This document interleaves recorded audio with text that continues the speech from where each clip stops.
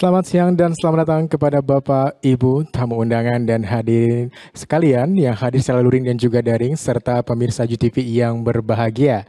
Senang sekali saya Guntur Eka Saputra menjadi Master of Ceremony pada acara kegiatan hari ini dan izinkan saya menyapa dengan sebuah pantun dalam bahasa Indonesia. Pergi ke ladang di pagi hari, melihat padi menghijau subur. Webinar dimulai dengan hati gembira, mari diskusi menuju agroindustri yang makmur. Kami ucapkan selamat siang dan selamat datang kepada yang terhormat Rektor Universitas Gunadarma, Ibu Profesor Dr. ES Margianti SEMM beserta jajaran. Yang kami hormati, Guru Besar IPB University dan selaku Ketua Tim Joint Model Development Initiative, Profesor Dr. Insinyur Marimin MSc. Kepala Departemen Teknologi Industri Pertanian IPB University, Profesor Ono Suparno, PhD. Tim Joint Model Development Initiative yang terdiri dari Pusat Industri Digital Indonesia 4.0, Kementerian Perindustrian, IPB University, Universitas Gunadarma, dan University Adelaide. Yang kami hormati para narasumber, Guru Besar Tetap Fakultas Teknologi Pertanian IPB University, Profesor Dr. Insinyur Hartri Sariha. Ketua Tim Pilar Delivery and Capability PD 4.0, Dr. Ahmad Cahyo Nugroho, SPT MM. Director of Graduate Master Program in Technology and Engineering Universitas Gunadarma, Dr. Tubagus Maulana Kusuma, Eskom MNSC. Moderator, Dr. Asti Darmayanti, ST MMSC MSc. Bapak Ibu tamu undangan, Sivitas Akademika, dan hadirin sekalian serta pemirsa JTV yang berbahagia. Assalamualaikum warahmatullahi wabarakatuh. Shalom, Om Swastiastu, Namo Buddhaya, salam kebajikan, dan kami ucapkan kembali selamat siang dan salam sejahtera bagi kita semua. Tentunya kita panjatkan puji dan syukur kita kehadirat Allah SWT, yaitu karena atas perkenan dan rahmatnya lah kita bersama-sama dapat bertemu dalam acara yang diselenggarakan secara hybrid, penggabungan teknologi broadcasting dan cloud meeting yang disiarkan secara langsung dari studio UGTV Kampus F8 Fakultas Kedokteran Universitas Gunadarma, yaitu tepatnya pada hari Sabtu 5 Oktober 2024 untuk bersama-sama menghadiri webinar Joint Model Development Initiative Digital Transformation for Sustainability Agro Industry dengan tema Challenges and Opportunities in Digital Transformation for Sustainable Agro Industry. Bapak Ibu hadirin kami hormati, tentunya acara hari ini disusun sebagai berikut. Yang pertama, salam pembuka. Yang kedua, menyanyikan lagu Kebangsaan Indonesia Raya. Ketiga, sambutan dan pembukaan kegiatan oleh Rektor Universitas Gunadarma. Yang keempat, sesi paparan, materi narasumber dan tanya jawab, serta penutup. Dan untuk itu, untuk memupuk rasa cinta dan semangat tanah kita, yaitu Indonesia, mari kita bersama-sama menyanyikan lagu Kebangsaan Indonesia Raya. Hadirin di studio dimohon berdiri, dan hadirin yang hadir secara daring dimohon bersikap khidmat.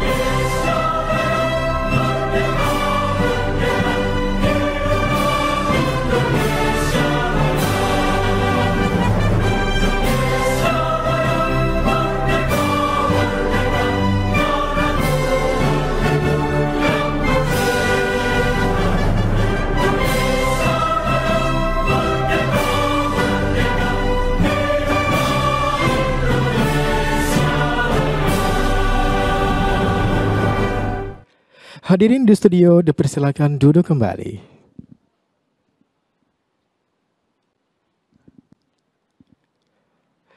Para hadirin dan juga pemirsa IGTV yang kami hormati dan juga berbahagia, meningkat pada agenda selanjutnya. Kita akan bersama-sama yaitu mendengarkan sambutan-sambutan. Sambutan pertama akan disampaikan oleh Guru Besar IPB University dan selaku Ketua Tim Joint Model Development Initiative kepada Bapak Profesor Dr. Insinyur Marimin MSc, dipersilakan. Bismillahirrahmanirrahim. Yang terhormat Profesor Mardiansyah selaku Rektor UII, yang terhormat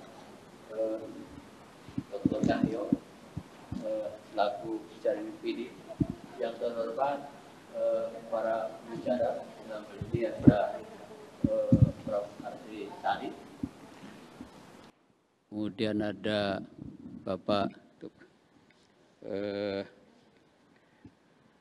Dr. Asti, kemudian ada Dr. Tubagus Maulana dan Dr. Ahmad Cahyo serta Profesor Cahdi, dan juga Prof. Ono dari Ketua Departemen Teknologi Industri Pertanian. Assalamualaikum warahmatullahi wabarakatuh. Sungguh berbahagia pada siang ini kita bisa berdiskusi bersama dalam rangka webinar yang kedua, yaitu tentang tema adalah Joint Module Development Initiative. Dengan siang ini tema adalah Challenge and Opportunity in Digital Transformation for Sustainable Agroindustry. Ini merupakan seri yang kedua, dan yang pertama 2 minggu yang lalu tentang Introduction to Sustainable Agroindustry, fokusnya sama yaitu digital transformation. Pada kesempatan ini akan banyak disampaikan tentang beberapa challenge dan opportunity in digital transformation for sustainable agroindustry, baik dilihat dari berbagai macam perspektif, yang diikuti juga dengan tapping beberapa modul-modul yang terkait dengan Introduction to Digital Agroindustry, yang intinya akan dilaksanakan dalam 6 series. Series pertama sudah disampaikan, series kedua juga sudah, dan sekarang ini adalah series yang ketiga. Kemudian nanti akan masuk ke series keempat, kelima, dan keenam. Mudah-mudahan apa yang bisa kita selesaikan kerjasamakan pada hari ini, yang intinya adalah bagaimana kita menerapkan pendekatan sistem pada pengembangan industri yang berkelanjutan, yang dikaitkan dengan penggunaan tentang Industri 4.0 yang dimanfaatkan dari teknologi artificial intelligence, blockchain, kemudian IoT, dan sebagainya. Mudah-mudahan menjadi suatu kolaborasi yang signifikan di antara Departemen Teknologi Industri Pertanian IPB, kemudian Universitas Gunadarma, kemudian juga dari PD dan University of Adelaide, dalam rangka untuk pengembangan agroindustri ke depan.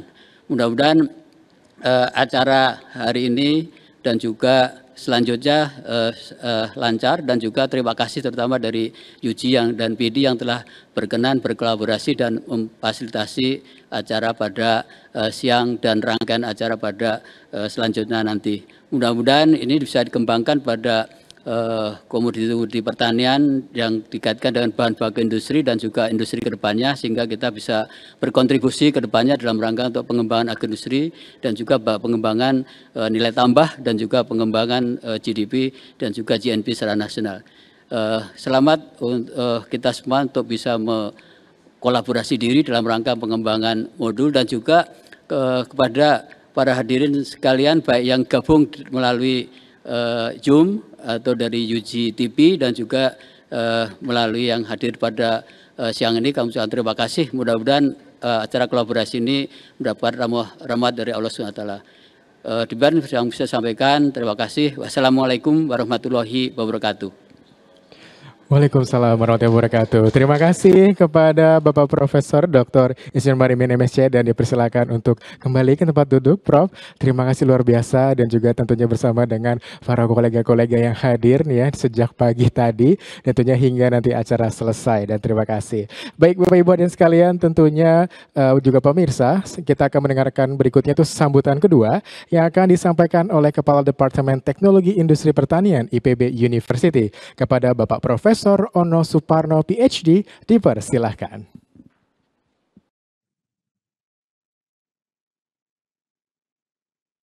Baik, terima kasih.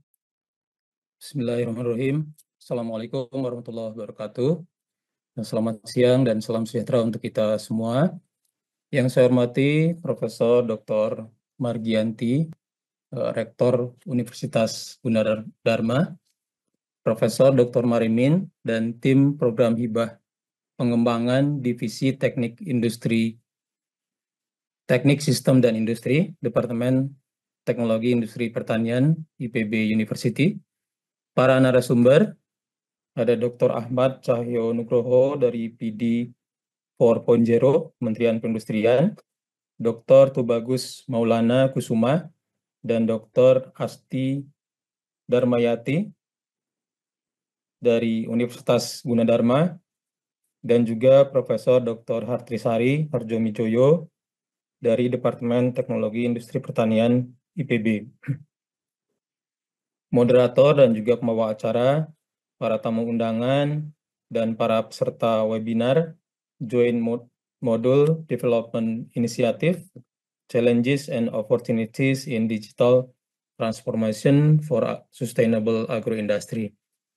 Puji dan syukur marilah kita senantiasa panjatkan kehadirat Allah Subhanahu wa Ta'ala, Tuhan yang Maha Esa, atas segala limpahan rahmat dan karunia-Nya kepada kita semua. Shalawat dan salam semoga senantiasa dicurahkan kepada Rasulullah Shallallahu Alaihi Wasallam serta umatnya sampai akhir zaman. Bapak dan Ibu yang saya hormati, selamat datang para peserta webinar Joint Module Development Initiative, Challenges and Opportunities for Digital Transformation for Sustainable Agroindustry. Saya atas nama Departemen Teknologi Industri Pertanian, IPB University, menyampaikan selamat dan terima kasih kepada Profesor Marimin dan tim pelaksanaan program hibah pengembangan Divisi TSI dan juga pelaksanaan webinar siang ini. Departemen Teknologi Industri Pertanian IPB menyampaikan terima kasih kepada Universitas Gunadarma atas kerjasama dalam penyelenggaraan webinar dan juga kegiatan-kegiatan sebelumnya. Ya.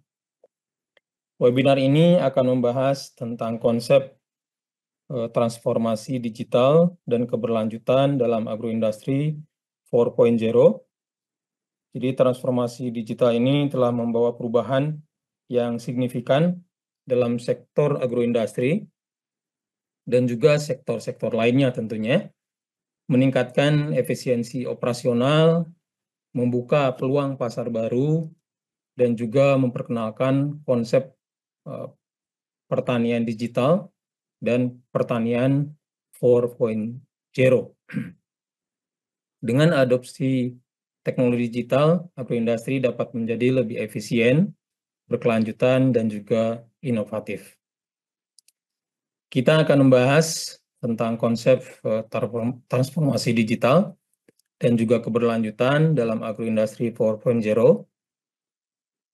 Transformasi digital tidak hanya berarti penggunaan teknologi digital, tetapi juga tentang bagaimana cara kita mengintegrasikan teknologi tersebut untuk meningkatkan produktivitas dan keberlanjutan.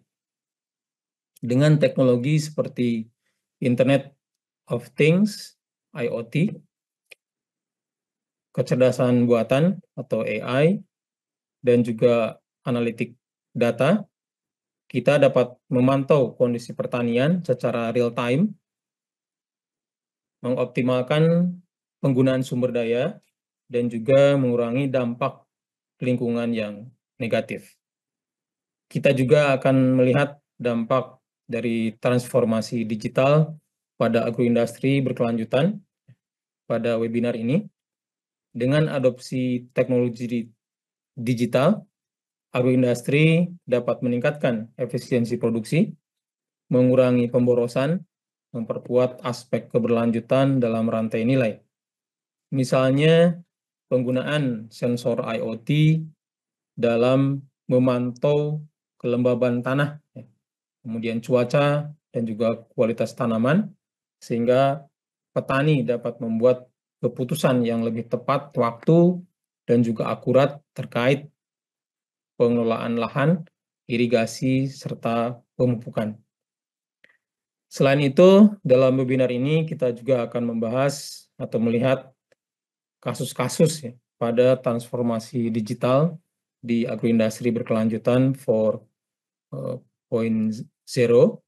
Beberapa contoh yang menarik adalah penggunaan aplikasi mobile ya, oleh petani kakao misalnya di Sulawesi Tenggara sebagai contoh ya, untuk memantau perkembangan tanaman dan juga mengoptimalkan pemupukan. Selain itu, implementasi digital supply chain atau DSC dalam agroindustri juga telah membantu meningkatkan efisiensi, ketahanan, serta kecepatan respon terhadap perubahan pasar. Bapak Ibu yang saya hormati, saya berharap bahwa materi yang akan dibahas hari ini akan memberikan wawasan yang lebih luas tentang bagaimana transformasi digital dapat meningkatkan produktivitas dan keberlanjutan dalam agroindustri. Saya juga berharap bahwa kita dapat berdiskusi dan berbagi pengalaman tentang tantangan dan peluang yang ada dalam proses transformasi digital ini. Bapak dan Ibu yang saya hormati, terima kasih atas perhatian dan partisipasi Bapak Ibu semua. Mari kita jadikan acara ini sebagai kesempatan untuk memahami lebih dalam tentang transformasi digital dalam agroindustri berkelanjutan dan untuk bersama-sama menciptakan masa depan yang lebih baik bagi sektor pertanian dan industri kita. Terima kasih atas perhatian dan partisipasi para peserta webinar ini. Selamat berdiskusi. Semoga webinar ini berjalan dengan lancar dan sukses mencapai tujuannya, serta mendapatkan hasil yang membawa manfaat bagi kita semua. Sekali lagi, terima kasih kepada Universitas Gunadarma atas kerjasama ini. Baik, mohon maaf jika ada hal yang kurang berkenan dalam sambutan ini. Terima kasih. Selamat siang. Wassalamualaikum warahmatullahi wabarakatuh. Waalaikumsalam warahmatullahi wabarakatuh. Terima kasih kepada Bapak Profesor Ono Suparno PhD atas sambutan yang telah disampaikan. Baik Bapak Ibu dan sekalian dan juga tentunya yang melalui platform Konsum Meeting dan juga Prinsip TV yang berbahagia. Selanjutnya kita akan mendengarkan bersama yaitu sambutan ketiga sekaligus pembukaan kegiatan webinar Joint Module Development Initiative Digital Transformation for Sustainable Agro Industry yang akan disampaikan oleh Rektor Universitas Gunadarma. Kepada yang terhormat Ibu Profesor Dr. ES Margianti SCMM, dipersilahkan. Baik, terima kasih. Bismillahirrahmanirrahim. Assalamualaikum warahmatullahi wabarakatuh. Yang saya hormati, ini tadi Prof. Ono, Prof. Marimin, ada Prof. Sari, ada Bapak Dr. Ahmad Cahyo Nugroho, dan segenap jajaran keluarga besar Universitas Gunadarma, juga tentu saja para pemirsa UJTV dan sekaligus para peserta yang melalui Zoom. Selamat siang untuk waktu Jakarta, tentunya waktu Indonesia bagian Barat, karena di sini kami masih pagi. Assalamualaikum warahmatullahi wabarakatuh. Om Swastiastu, Namo Buddhaya, Salam Kebajikan, Rahayu. Baik, jadi tentu saya puji syukur kehadirat Tuhan Yang Maha Esa, yang atas perkenannya lah kita dapat berkumpul di tempat ini untuk melakukan kegiatan yang merupakan kelanjutan dari kegiatan-kegiatan yang terdahulu. Tadi sudah disampaikan secara mendalam dan panjang lebar oleh Bapak Prof. Ono. Mungkin tadi Prof. Sari saya belum sebut. bagaimana peran serta bagaimana kita dapat mengambil manfaat yang sebesar-besarnya untuk maslahat umat manusia dengan melakukan adopsi teknologi ataupun adopsi IT kepada dunia kehidupan kita yang dalam hal ini utamanya adalah dalam kaitan sustainable agroindustry. Dan pada kesempatan ini saya sangat menyambut baik, mengapresiasi, mendukung dan sekaligus juga tentu saja berharap banyak bahwa kegiatan ini dapat terus berkembang, maju ke depan dan menghasilkan banyak hal untuk kepentingan bersama. Karena kalau kita ingat bahwa salah satu ide bagaimana Indonesia mencapai ketahanan pangan, keamanan dalam bidang makanan, itu juga sangat akan terbantu oleh sustainable agroindustry yang berbasis pada agroindustry 4.0 ini. Jadi pada kesempatan ini kerjasama yang kita rintis saat ini dan sudah secara bertahap berkembang, saya berharap ke depan dapat dikembangkan lagi karena kita tahu ibu kota kita yang yang sudah diresmikan itu sangat membutuhkan banyak sekali upaya-upaya yang ke arah agroindustri tentunya. Karena di sana saat ini kan yang tersedia masih tanaman-tanaman industri untuk pabrikasi dan lain sebagainya. Tapi untuk berbagai jenis tanaman yang mungkin punya nilai-nilai tertentu dan khusus itu bisa kita belum secara khusus dikembangkan di daerah IKN itu. Jadi pada kesempatan itu Bapak Ibu dan saudara-saudara sekalian juga also our colleagues from Adelaide University, we hope that we can extend our collaboration, and then also we have can develop any activities concerning to the digital transformation to the industrial or sustainable agroindustry. Jadi pada kesempatan ini mari kita bersama maju terus dan kebetulan Gunadarma sekarang ini ada motonya baru yaitu Gunadarma untuk Indonesia dan itu berarti kemungkinan untuk kerjasamanya dapat diperluas terutama ini dengan Prof. Ono yang belum pernah ke UGTP, kami juga ada UGTP yang mungkin di situ kalau Bapak ke sana akan kita bisa lihat lagi kalau Prof. Marimin dan Prof. Sari dan mungkin beberapa anggota tim juga saya kira sudah ada yang pernah ke sana. Jadi kita lihat apa yang bisa kita kembangkan bersama dan mari kita kembangkan bersama. Tidak hanya untuk nasional tapi juga internasional dan juga berkaitan dengan kolega yang dari Adelaide University karena saya mendengar justru center pengembangan mereka untuk artificial intelligence dilakukan di Adelaide University untuk Australia. Jadi marilah kita tangkap kesempatan ini bersama. Jadi kalau memang ada proposal-proposal yang sifatnya mungkin agak melompat dari yang persiapan dalam kaitan hibah ini, saya sangat mendukung dan berharap itu dapat kita raih pada posisi mumpung besinya panas, mari kita tempa bersama. Itu kira-kira Bapak Ibu sekalian harapan saya.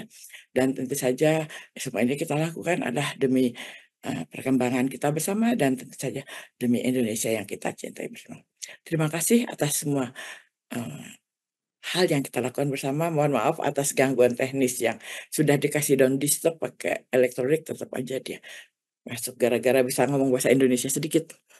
Kemudian mohon maaf kalau ada hal-hal yang kurang berkenan dan tentu saja mari kita juga bukan juga mari berharap tapi juga kita yakini bahwa apa yang kita lakukan ini adalah juga menjadi ibadah bagi kita semua.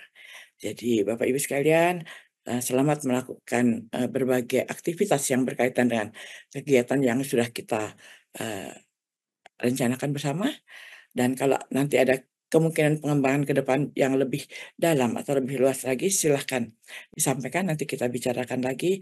Dan tentu saja selama ada kemauan kan di situ ada jalan. Jadi sekali lagi penghargaan, ucapan terima kasih, dan harapan ke depan lebih maju lagi dan mohon maaf kalau ada hal kurang berkenan. Dan dengan mengucap Bismillahirrahmanirrahim dan dengan izin Bapak Ibu sekalian, webinar dalam rangka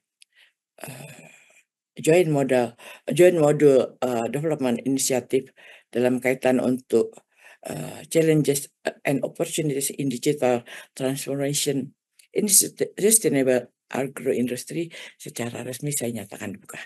Semoga kita semua mendapat manfaat dan semoga kita menghasilkan hal-hal yang berguna bagi kita semua, dan juga tentu saja semoga Tuhan selalu bersama kita. Tetap sehat, tetap gembira, dan tetap bersama dalam kebahagiaan.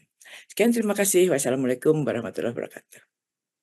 Waalaikumsalam warahmatullahi wabarakatuh. Terima kasih kepada Ibu Rektor.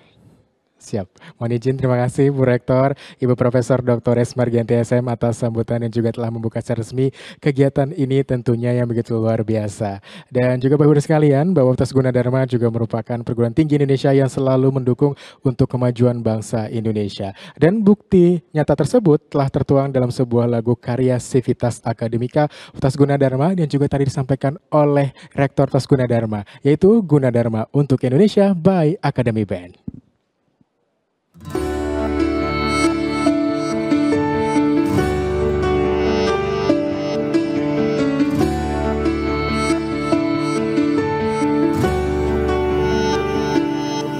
Di kampus ini aku bahagia, berbagi cerita penuh makna, bersama dalam menuntut ilmu. Di Gunadarma kita telah bertemu. Jadilah diriku mahasiswamu, ku berikan yang terbaik untukmu.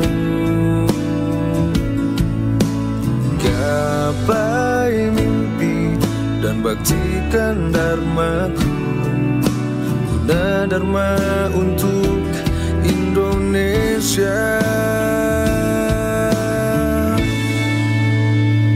Satu dalam masa warnai dunia, raihlah semua angan dan cita-cita, berjalan bersama dalam satu cinta. Gunadarma untuk Indonesia selamanya.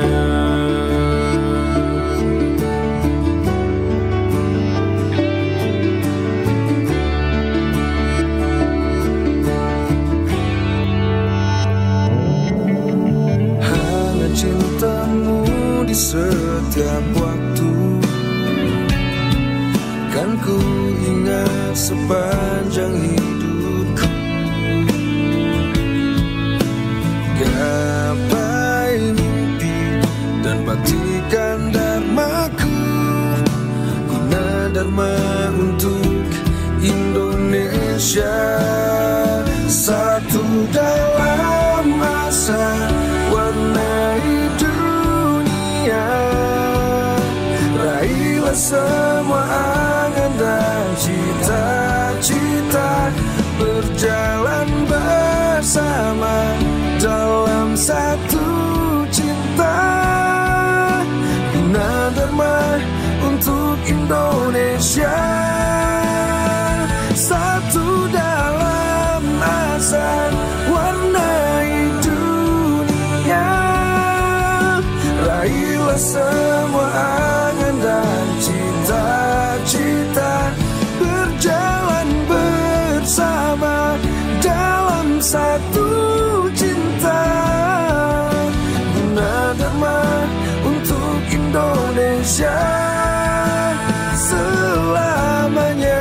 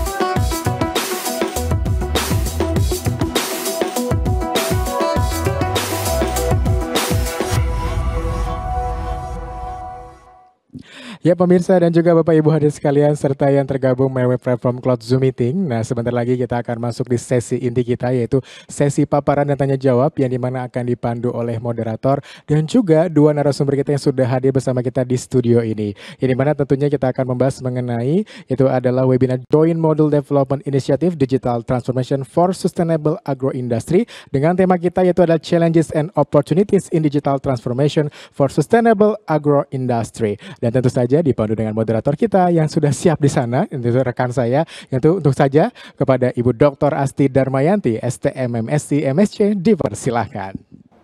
Baik, dan telah hadir bersama-sama saya di studio untuk sesi pertama ini, dua orang narasumber yang begitu luar biasa, yaitu Bapak Dr. Tubagus Maulana Kusuma, Eskom MNSC, selaku dosen Universitas Gunadarma, serta Profesor Dr. Insinyur Hartrisari H. Atau dikenal dengan Prof. Sari. Selamat datang di studio UGTV, Prof. Pak Bembi, selamat hadir kembali. Semoga nggak bosan nih dengan kami semua. Baik adik-adik, para peserta webinar, Bapak Ibu, para hadirin, rekan-rekan Universitas Akademika Universitas Gunadarma, Institut Pertanian Bogor, atau dari Kementerian Perindustrian Republik Indonesia, serta Sivitas Akademika University of Adelaide yang saya banggakan. Hari ini kita akan membahas mengenai konsep challenges dan juga opportunities in digital transformation for sustainable agroindustry yang akan dibahas oleh 3 orang narasumber yang akan membawakan topik yang berbeda. Untuk itu kami persilakan untuk yang pertama, materi pertama akan dibawakan oleh Dr. Tubagus Maulana Kusuma selaku dosen Universitas Gunadarma dengan tema besar Concept of Digital Transformation and Sustainability in Agroindustry. Untuk itu tanpa menunda waktu lagi, waktu dan layar kami persilakan. Baik, terima kasih Bu Asti. Assalamualaikum warahmatullahi wabarakatuh. Para pemirsa UGTV maupun para peserta webinar pada hari ini.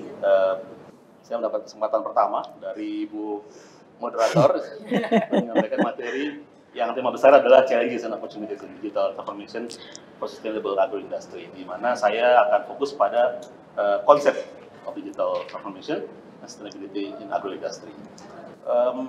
Kalau kita mulai dari konsep, maka kita mungkin mulai dari apa kira-kira challenges yang kita hadapi saat ini. Jadi ada 5 hal ini yang mungkin yang sedang kita hadapi sekarang. Yang pertama adalah adanya population growth ya, dan food demand. Ini intinya semua orang pasti ingin makan gitu ya. Ingin makan. Maka populasinya ini sudah doubling ya, berlipat ganda sejak tahun 2004 dan akan mencapai 9 miliar ya segera, di mana sebelumnya adalah sekitar sekarang 8 miliar ya. Kemudian ini merupakan critical aspek ya untuk memastikan bahwa tersedianya makanan itu. Yang kedua ada crop yield increase. Ini untuk mensupport sekitar 10 miliar penduduk ya tahun 2050. Maka tentunya kebutuhan itu akan meningkat 70%. Tapi hanya 11% kira-kira dari global land ini yang farmable yang bisa digunakan sebagai lahan pertanian. Kemudian adanya climate change impact. Ini sekarang mungkin cuaca ini berubah terus ya gitu.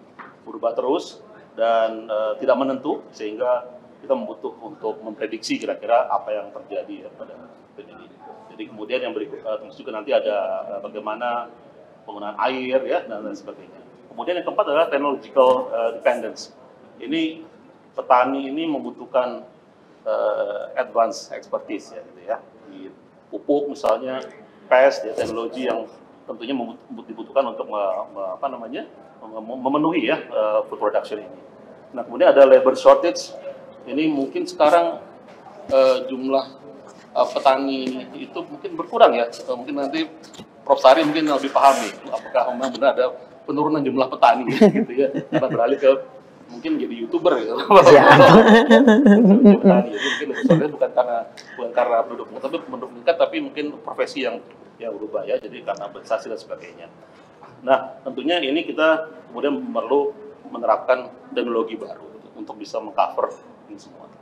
Nah, kalau kita bicara transformation di agriculture, kalau kita bicara letterlock ini singkatnya, bukan bahwa the process of applying technical instruments ya, jadi kalau sudah mengaplikasikan technical instrument, kemudian produksi sampai ke processing ya, yang jadi kunci adalah pengaplikasian teknologi ya, teknologi di mana key decision-nya adalah modern agriculture ya, dan antara perbedaan antara modern dan juga traditional agriculture. Ini kedua ini yang membedakan ya, bahwa ada penerapan teknologi. Namun ini tentunya tidak serta-merta bahwa teknologi adalah segalanya, tapi nanti ada aspek lain yang mempengaruhi ini.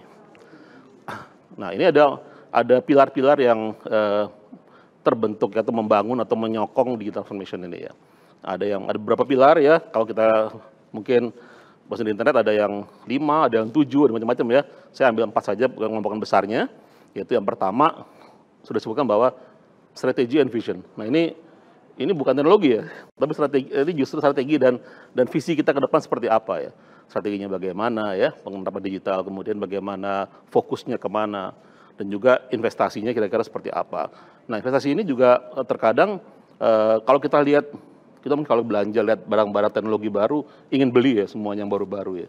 Padahal mungkin belum tentu sebenarnya kita membutuhkan itu, gitu ya. Ini juga sama di sini, investasi di digital transformation juga sama. Apa kita memang perlu investasi sebesar itu untuk kebutuhan kita ini? Kita perlu diukur juga, karena itu bagian dari strategi. Yang kedua, ada people and culture. Nah, ini juga penting nih, karena tanpa ada culture atau manusianya ini sendiri berubah, susah-susah juga untuk menerapkan transformasi digital ini. Yang pertama ada digital skills. Nah, digital skills ini tentunya sangat mempengaruhi ya, bagaimana kita bisa melaksanakan transformasi digital ini. Yang kedua, leadership.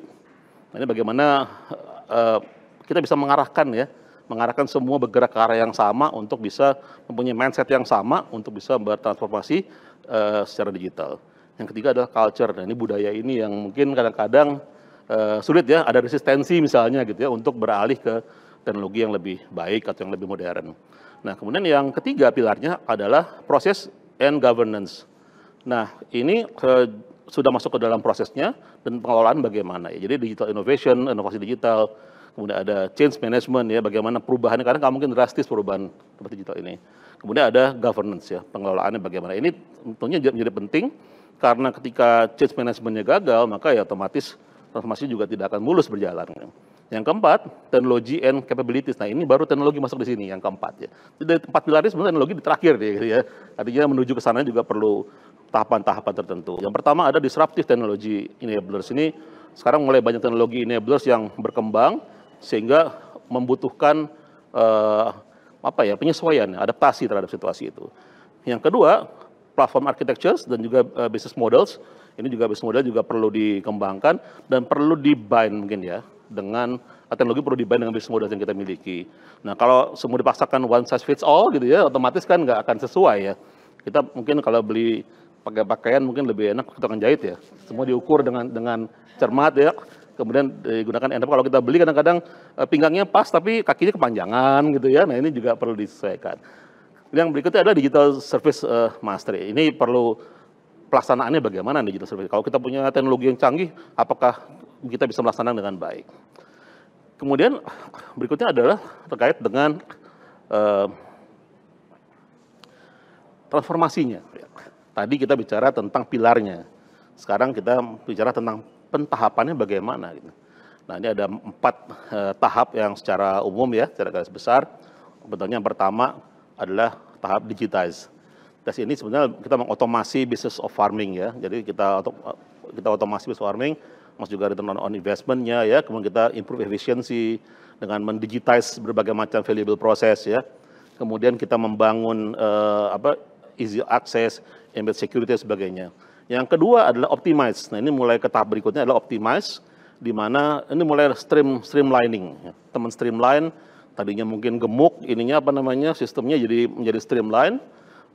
Ini menguatkan existing digital process ya, dan business model. Jadi menguatkan ya. Jadi nggak boleh kita nggak tiba-tiba, tapi ada juga sih mungkin ya yang udah beli software jadi, business modelnya disesuaikan dengan software itu. Padahal harusnya business modelnya disesuaikan dengan pendukungnya ya. Kemudian berikutnya adalah ada automate proses ya, mengotomasi proses. Kemudian ada liberate data. Liberate data ini maksudnya adalah ketika kita menggunakan aplikasi, ada data-data yang spesifik pada aplikasi tertentu ya. Nah ini kita mesti liberate, bebaskan, sehingga data itu bisa digunakan oleh banyak aplikasi. Ya. Kemudian increase performance, ini mulai meningkatkan performance tentunya dengan akhirnya dengan apa? Dengan farm automation. Ini yang kita kembangkan. Kemudian yang ketiga adalah transform. Transform ini terkait dengan holistic experience atau pengalaman secara menyeluruh holistik. Ini adalah titik baliknya ya, pivot pointnya ya gitu ya. Misalnya kayak revenue streams, kemudian business models ya, customer experience semua di sini. Ini mulai precision agriculture ya, penerapannya. Terakhir adalah adapt. Adapt ini udah mulai memperhatikan market advantage. Nah, ini antara lain adanya apa namanya deliver value, increase speed, capture opportunity dan lain sebagainya. Ini mulai explore new markets. Jadi tahapan ini yang akan dilakukan dan ini tentunya tidak instan gitu ya. Perlu waktu dan juga perlu change management yang baik. Nah, kemudian kalau kita bicara ekosistem digital di agriculture, kita bicara ada digital platforms ya yang kita gunakan platformnya. Udah kita bicarakan juga business models, ini yang utama juga bagaimana business model yang kita lakukan. Kemudian digital literacy skills, nah ini juga penting karena tanpa ada literasi digital, peningkatan skill juga ini akan sulit ya kita kembangkan juga. Artinya apakah siap atau enggak ya kita sebenarnya terhadap teknologi baru ini ya. Kemudian digital infrastructure, ini tentunya juga sesuatu digital yang perlu kita siapkan. Ada 4IR-nya Industry Revolution ya, atau Industri 4.0 sekarang itu ada AI, ada cloud ya, ada big data, IoT, smart sensors ya, GIS juga remote sensing misalnya. Kemudian yang ini terakhir adalah affordability. Nah, setelah sekian banyak teknologi baru yang kita terapkan, apakah kita bisa afford teknologi itu? Secanggih itu nggak mungkin murah kan ya, gitu misalnya ya. Ini perlu pertimbangan juga affordability. Apa kita mau bersaing dengan head to head dengan company besar misalnya gitu ya, atau farm yang besar, tentunya kan sulit juga bersaing head to head ya, karena misalnya mereka bisa mengafford teknologi yang sangat canggih, kita masih kekurangan apa namanya modal, paksakan, otomatis juga tidak akan bisa apa namanya tidak bisa maksimal ya. Kayak kemudian, nah selanjutnya kita bicara mengenai frameworknya, ya. Kita bicara mengenai frameworknya. Yang pertama ini ada beberapa layer ya gitu ya. Jadi ada beberapa boleh dikatakan yang vertical column-nya ini dari mulai plant to grow crop, kemudian kita seeding, planting ya, kemudian nurture crop, kemudian protect crop dan juga harvesting terakhir. Dapatlah kita baru memanen ya di bawah itu. Jadi ini ada field operation ya, berarti sifatnya on farm ya gitu-gitu.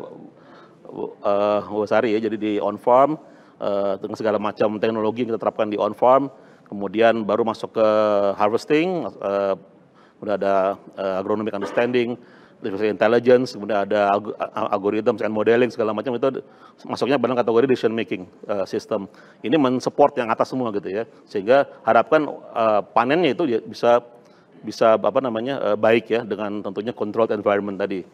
Kemudian di paling bawah itu ada proprietary field data, misalnya ada field history, ada soil analytics ya, ada plant nutrition status, pathogen occurrence, ada battery analytics, semua di bawah itu mensupport artificial intelligence sehingga nanti bisa memproses dengan data-data itu, sehingga bisa mensupport juga yang di atasnya field operations dengan data-data yang akurat dari bawah, sehingga harapannya treatment terhadap tanaman, terhadap lahan juga akan semakin baik. Nah ini 3 layer ini menjadi framework dari digital transformation untuk di bidang agriculture. Nah teknologinya apa saja? Nah ini key teknologi yang merupakan enablers ya, dari teknologi digital ini. Yang pertama yang mungkin yang kita apa namanya sekarang sering lagi berbincang adalah artificial intelligence ya, lagi ramai diperbincangkan. Inilah sebetulnya yang menjadi otak dari sistem ini ya gitu ya, yang bisa mengembangkan seperti manusia gitu ya, ingin seperti manusia, kita train sistemnya, kemudian dia bisa memberikan output sesuai dengan kita harapkan dari pembelajarannya gitu. Kemudian tentunya tidak akan berjalan tanpa adanya smart sensors. Nah, ini sensor di lapangan ini juga penting ya. Hanya mungkin di Indonesia pengembangannya mungkin nggak terlalu pesat ya, Prof ya. Jadi kita banyak sebagai pengguna sensor-sensor yang ada, tentunya kita nanti ke depan perlu mengembangkan juga yang namanya smart sensors ini ya, untuk kita bisa custom kira-kira kita mau lihat apa sih unsur, katakan unsur nutrisinya itu bisa kita breakdown lebih detail lagi, misalnya kita bacakan seperti itu. Kemudian Internet of Things tentunya sekarang juga sudah banyak digunakan di pertanian. Big data ini menjadi penting juga karena sekarang kita bicara dengan data. data ini kalau mungkin kita punya data menggunung ya, tetapi kalau nggak kita ekspor datanya, nggak kita olah datanya, kita nggak tahu data itu data apa gitu ya. Sekarang muncullah ada teknologi clustering, classification segala macam ya, data mining ya muncul semua. Kita untuk melihat data itu sebenarnya data apa. Dan sekarang dari berbagai macam format data, berbagai macam sumber data, sehingga kita juga perlu ada yang structured, ada yang unstructured data gitu ya, yang perlu kita kembangkan juga. Kemudian ada virtual augmented reality, ini menarik juga karena kita bisa melihat juga bahwa mungkin sekarang nanti kalau ketika kita masuk dalam greenhouse misalnya, kita bawa sebuah tablet, kita bisa jalan, kamera mengarah ke tanamannya, muncul nanti kalau buah ini sudah siap dipetik, buah ini masih perlu 2 hari lagi misalnya gitu ya, sudah bisa kelihatan, oh ini kiri tanaman apa, kanan tanaman apa, dia akan lihat deteksi dari sistem. Nah kemudian digital twins ini juga sekarang jadi penting ya, karena digital twins ini, twinsnya ini artinya dia mempunyai physical system dan juga mempunyai virtual system yang dibilang kembar karena virtualnya ini meniru mimicking dari physical system. Makin mirip, makin akurat dia prosesnya. Dan yang disimulasikan oleh visual ini adalah data real time ya. Sehingga kalau kita bilang simulasi mungkin data disebut data yang sekunder dan sebagainya. Tapi kalau di digital twin data primer dan itu datanya real time dari lapangan disimulasikan. Yang makin canggih lagi ke depannya kira-kira kita bisa lihat sampai bisa prediksi sejauh mana dia. Tanaman ini kira-kira perlu treatment apa supaya nanti kita mungkin perlu mengubah treatmentnya supaya dia ternyata kok selama ini mungkin tumbuhnya kok kurang baik ya. Gitu ya. Dari pengalaman expert gitu, ini harusnya sudah 2 minggu ini udah setinggi ini misalnya gitu ya, atau daunnya sudah sebesar ini, kok ini belum. Sistem akan simulasikan kira-kira masalahnya di mana ya. Kemudian dia memberi suggestion, recommendation, kita bisa mentreatment tanaman itu dengan treatment yang baru. Robotics terdengar mungkin wah di awang-awang robotics ya, tapi ini udah di depan mata nih sekarang ya, gitu ya. Dari mulai harvesting segala macam, karena pekerjaan yang berulang gitu ya, repetitif gitu ya. Kalau di manusia mungkin lelah juga ya. Kalau greenhouse-nya cuma kecil, mungkin greenhouse-nya besar dan itu ada beberapa greenhouse, katanya perlu labor yang kerjaan cukup besar ya. Dan kalau robot kan nggak ada capeknya ya. Kalau manusia masih ada lelahnya ya dan sebagainya.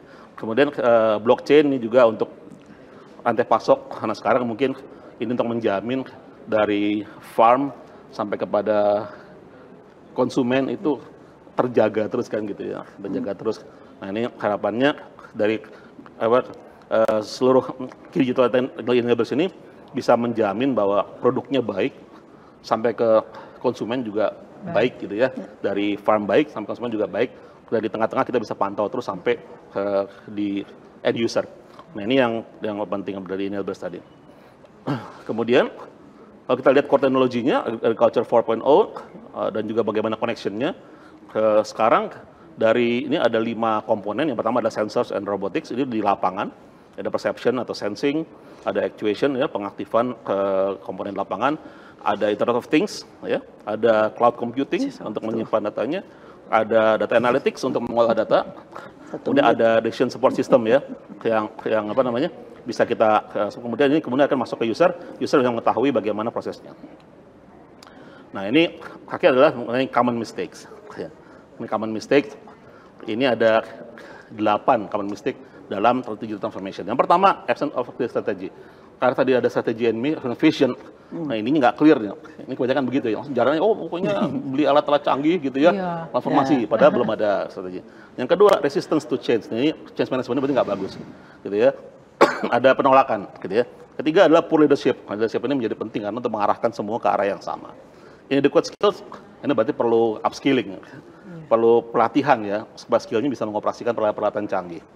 Misaligned priorities nih, orang prioritasnya mestinya mana duluin, ternyata salah duluin yang mana ya, akhirnya nggak sesuai dengan harapan ya. Neglected legacy sistem lamanya kadang langsung dibuang, langsung pakai sistem baru. Nggak ada migrasi transisi itu nggak ada, harusnya tetap dipakai supaya kita tidak kehilangan data yang lama juga ya, supaya tetap berjalan dengan baik. Kemudian ada insufficient resource allocation, ini resourcesnya tentunya menjadi penting ya untuk bisa menjalankan perubahan ini, dan terakhir adalah ignoring data security.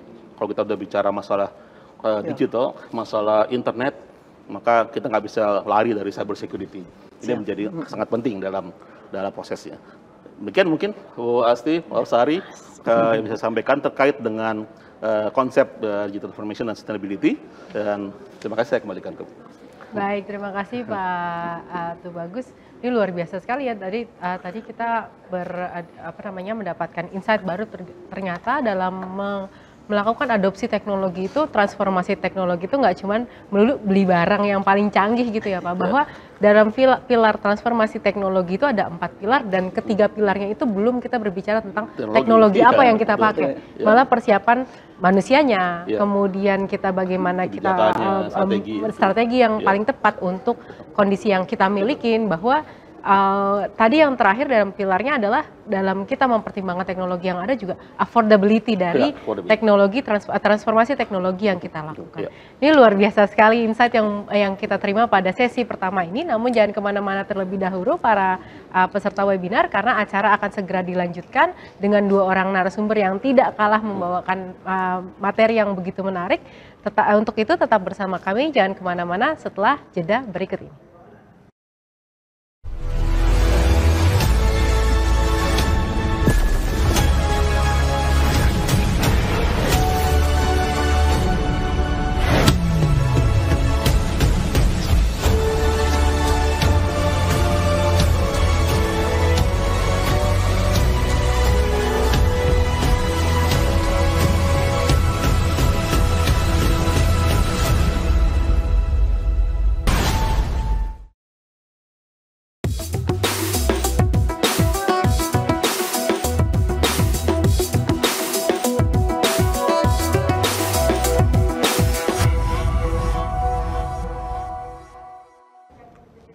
Selamat bergabung kembali para peserta webinar serta pemirsa UGTV dimanapun Anda berada dalam webinar Digital Transformation for Sustainable Agro Industry.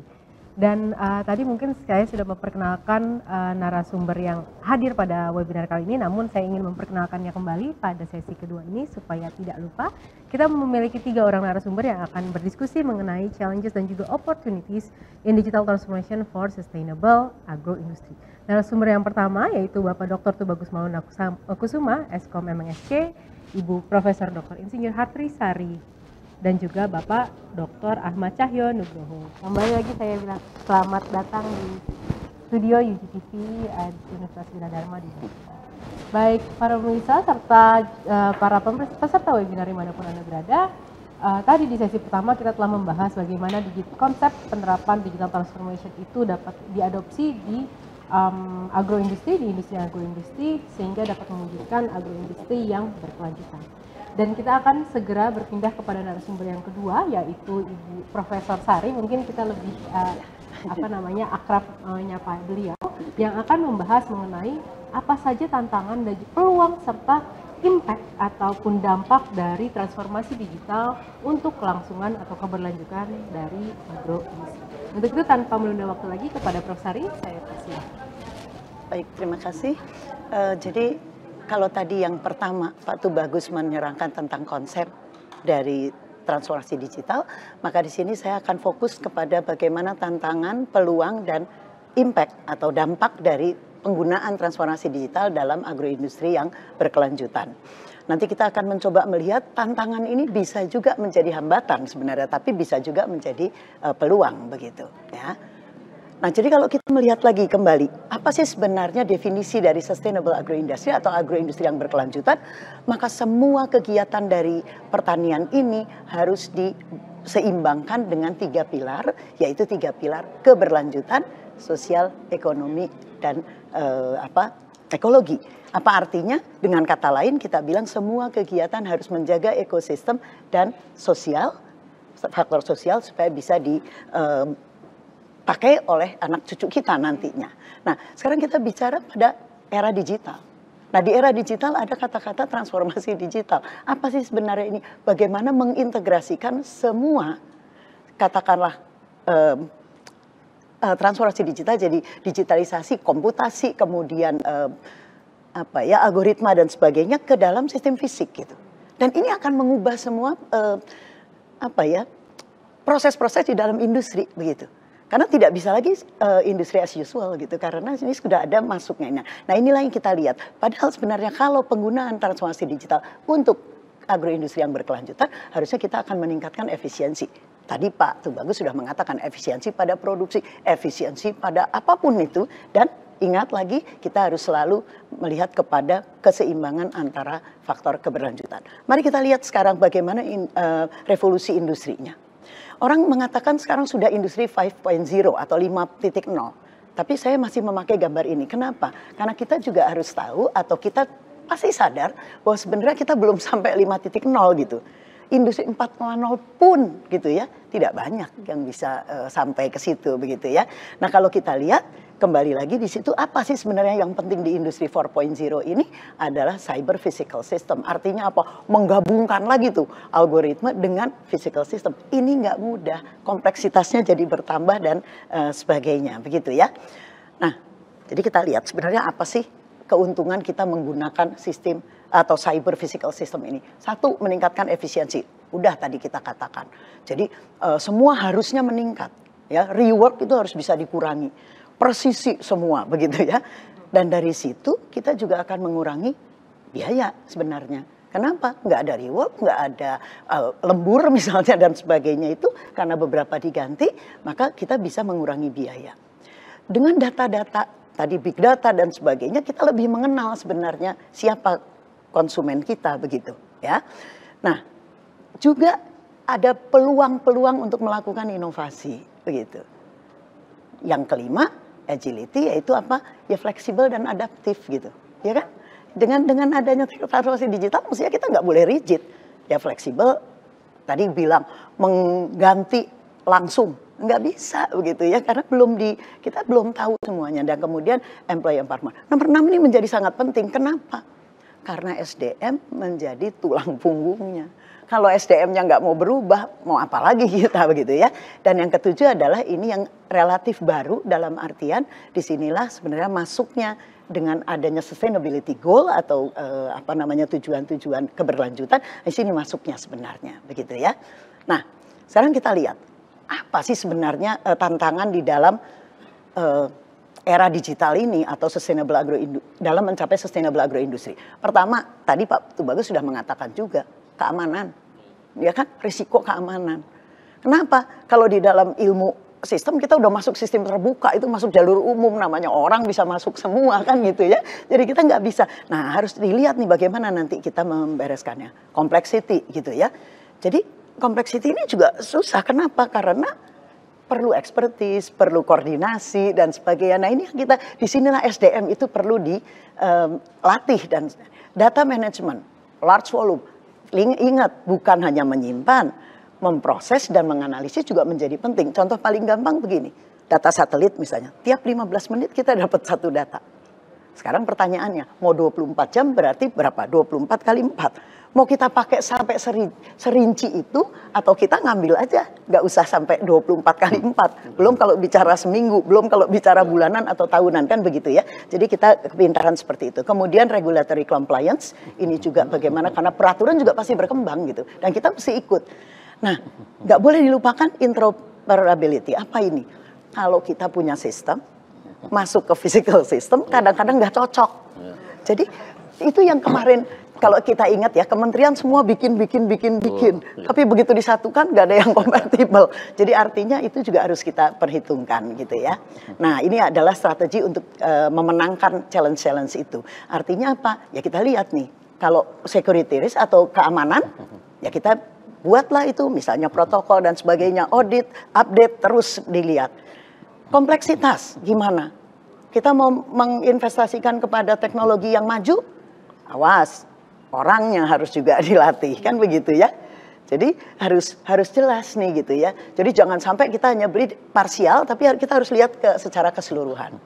Data management sama juga tadi kan, fokus kepada data management, betul. Data mana kita dapetin. Kalau kita di dalam industri misalnya ya, tadi sensor-sensor itu bagus. Kalau untuk misalnya di dalam satu proses fermentasi aja, pH, suhu dan sebagainya real time bisa Pak. Tetapi kalau kita mencari sisa substrat, susah itu ngitungnya karena perlu delay kan. Jadi perlu ada analisis lebih jauh. Nah, itu juga perlu kita lakukan. Nah, kembali terakhir adalah di regulatory kita mesti lihat keep update, kemudian promote culture innovation. Mungkin dengan adanya teknologi digital ini atau transformasi digital aturan jadi berubah. Nanti mungkin Mas Cahyo nih yang akan bisa menjawab ini ya. Kemudian yang terakhir adalah standardization atau middleware. Ambil aja dulu kita solusinya gitu ya. Nah, peluangnya jadi apa nih sebenarnya? Precision agriculture tadi sudah diterangkan oleh Pak Tubagus gitu kan. Ini bukan hanya untuk monitoring atau mengontrol proses, tapi juga akan melakukan sampai optimasi dari penggunaan sumber daya lahan, menurunkan limbah dan menaikkan, itu yang kita inginkan, menaikkan produktivitas ya, hasil. Kemudian supply chain management, real time data. Oke, ini juga bagus. Kita dari sini bisa ngitung berapa. Tadi dikatakan kita bisa prediksi. Nah, ini sebenarnya di sini juga, ya kan? Dari real time data ini kita bisa prediksi apakah betul nih time delivery-nya bisa kita kurangi atau tidak begitu ya. Kemudian sustainable practice. Ya, ini kemudian regenerative agriculture, bener nggak sih kita harus nanam ini? Kalau habis nanam ini, apakah itu lagi? Apakah tidak kita perkaya dulu tanahnya dan sebagainya begitu ya? Kemudian energy efficiency ini cukup baru, ini tren sekarang juga ya, renewable energy, smart technology dan innovation and new business model. Ini circular economy practices yang sekarang memang sedang tren-trennya gitu ya. Nah, kita sudah bicara challenge, kita sudah bicara opportunity, kita harus bisa ngukurnya. Kenapa? Karena kalau kita nggak diukur, kita nggak tahu harus memperbaiki seperti apa. Nah, zaman tahun 2011-2013 ini indeks yang lagi booming, metode indeks. Maka semua dibuat menjadi satu indeks gitu ya, untuk mengukur kesiapan. Nah, sebenarnya dimulai di tahun 2012-2013 oleh Jerman. Rasanya kita mengikuti Jerman ya, Pak Cahyo ya. Nah, di 2017 untuk Asia yang pertama adalah Singapura. Singapura merilis SIRI, Smart Industry Readiness Index. Apa yang dilakukan? Dia menghitungnya indeksnya dari 3 blok, 8 pilar, 16 dimensi gitu ya.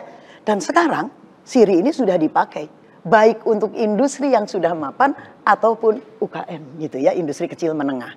Dan dipakai di sekitar 30 negara gitu. Nah, gimana dengan Indonesia? Nah, Indonesia temenan sama Jerman gitu. Di Jerman itu Impulse, di Jerman itu menghitungnya dengan satu indeks juga, tetapi 5 pilar, 17 dimensi untuk kita. Rasanya kalau Jerman itu 6 pilar dengan 18 dimensi kalau saya nggak salah ingat, begitu ya. Jadi kita benar-benar sebenarnya mengikuti yang Jerman. Nah, ini yang SIRI. Dia menghitung apa? 3 blok tadi. Proses, teknologi, organisasi. Kemudian ada 8 di bawahnya dan 16. Ya. Nah, kalau kita lihat gini, tadi kita bilang kegiatan agroindustri harus lebih efisien, tapi juga menyeimbangkan dengan sustainability factor. Nah, coba kita lihat di sini, sudah ada belum? Lihat di situ ada supply chain, ada product life cycle dan sebagainya. Jadi dan sudah dipakai di 30 negara, saya yakin ini sudah memperhitungkan semuanya, gitu ya. Nah, sekarang kita masuk ke ini. Ini mengukurnya 5 pilar 17 dimensi, gitu kan? Nah, di 5 pilar nanti bisa dibaca sendiri itu ya, dimensinya. Tapi saya mau fokus di 5 pilar ini. Management and Organization, Human Resource and Culture, Product and Services, Technology dan Plan Operation. Coba lihat itu, mana bobot paling tinggi? Nomor 2. SDM gitu kan. Jadi artinya apa? Mau teknologi setinggi apapun, kalau orangnya nggak dilatih, kalau orangnya nggak punya kemampuan yang cukup tinggi, sama aja bohong gitu istilahnya kan. Jadi ini kita sudah dipakai, kelihatannya ya mungkin Mas Cahyo nanti bisa koreksi, kita pakai mulai uji coba kalau nggak salah 2018, kemudian terus sampai sekarang begitu ya. Nah, apa gunanya INDI? Kalau untuk pemerintah dia ingin tahu, ya kan? Sampai mana kesiapan dari industri dan bagaimana membuat program. Kalau teman-teman bisa melihat di programnya perindustrian, itu ada 10 roadmap, gitu kan? Sampai ke Indonesia Emas, gitu ya. Jadi dari sekarang sampai ke Indonesia Emas. Nah, sekarang kita lihat. Kalau untuk industri bagaimana? Industri ini dia pakai untuk self-assessment. Apakah dia siap atau enggak? Mari kita lihat sekarang 5 pilar ini. Ini sebenarnya yang diukur, gitu kan? Caranya bagaimana? Caranya sih gampang aja. Setiap pilar atau setiap blok itu dihitung dulu indeksnya. Kemudian masuk ke dalam, kalau secara statistik atau metodenya kita sebut dengan multidimensional scaling begitu ya. Kemudian yang kita pakai jaring laba-laba atau webcop itu kita bisa lihat gitu berapa rata-ratanya. Kemudian mana pilar yang harus kita improve kita atau kita perbaiki begitu. Nah, dari semua ini kita masuk di rata-ratanya. Nah, disinilah kita tahu bahwa misalnya level 0 sampai level 4 gitu. Ya kan? 0 itu belum siap, kesiapan awal sampai nanti sudah menerapkan. Nah, ini ada satu kasus di 2024 food industry untuk self-assessment gitu. 115 industri pangan ternyata jatuhnya di 2,26. 2,26 apa artinya? Antara kesiapan sedang dengan kesiapan matang. Artinya apa? Dan pada saat dilihat pilar mana yang paling kecil? Pilar teknologi. Sehingga dari situ kita keluar, kalau nanti dilihat ke roadmap-nya, maka Kemenperin mengatakan memang harus menginikan teknologi. Teknologi apa? Ya teknologinya adalah bagaimana menyiapkan infrastruktur transformasi digital untuk ini. Karena mau masuk di industri 4.0. Baik, nah sekarang ini terakhir adalah next step-nya mau apa nih kita. Kalau kita sudah tahu posisinya seperti itu. Kolaborasi itu menjadi penting begitu. Ya kan? Contoh misalnya apa yang kita lakukan bersama ini adalah joint module program. Ada universitas, ada pemerintah, ada dari pihak swasta. Kenapa? Karena masing-masing punya punya privilege masing-masing, punya kepakaran masing-masing yang harusnya kita jadikan satu untuk keberhasilan dari sustainable agriculture itu. Joint research, beginning with commodities. Artinya apa? Kita sudah jalan-jalan ke teknoparknya UG. Banyak sekali komoditas di situ. Dan komoditasnya bisa kita mulai gitu. Kalau untuk mencoba membuat transformasi digital untuk agroindustri yang berkelanjutan. Policy brief, ini tempatnya pemerintah, ya kan? Tapi kami bisa membantu begitu, ya kan? Policy brief, karena apalagi kita akan menunggu karena ini mungkin 20 Oktober ya Mas ya gitu ya kira-kira. Dan kemudian active participation ya kan, atau kita harus berperan aktif.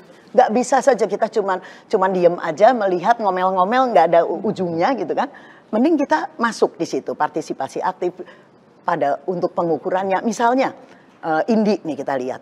Nanti benar nggak sih INDI itu sudah memasukkan semua faktor? Siapa tahu ada inovasi-inovasi yang harus kita masukkan supaya INDI lebih bagus. Contohnya misalnya dikatakan 2,26 tadi. Saya agak khawatir nih. Kenapa? Karena mungkin kalau yang satu nilainya 4, yang satu nilainya 2, 4 tambah 2 dibagi 2. Nah, harusnya kan dizonasi dulu gitu, mana yang siap, mana yang enggak gitu ya. Jadi mungkin hal-hal seperti itu bisa kita membantu. Dan yang kelima adalah A to Z, istilah saya dari A sampai Z, Indonesian Case Study based on the scalability of industry. Jadi artinya apa di sini? Kita mencoba melihat kalau bisa kita membuat dan kita melengkapi. Biasanya setiap universitas, setiap research badan riset dan sebagainya penelitiannya hampir sama semua gitu kan.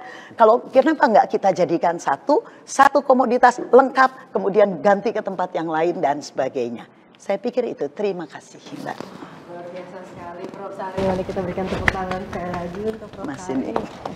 Singkat, padat tapi daging semua.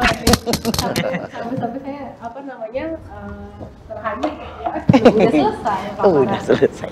Baik, sebelum kita nanti mungkin izin ya Prof, nanti kita mungkin berdiskusi lebih lanjut mengenai tadi materi yang sudah disampaikan.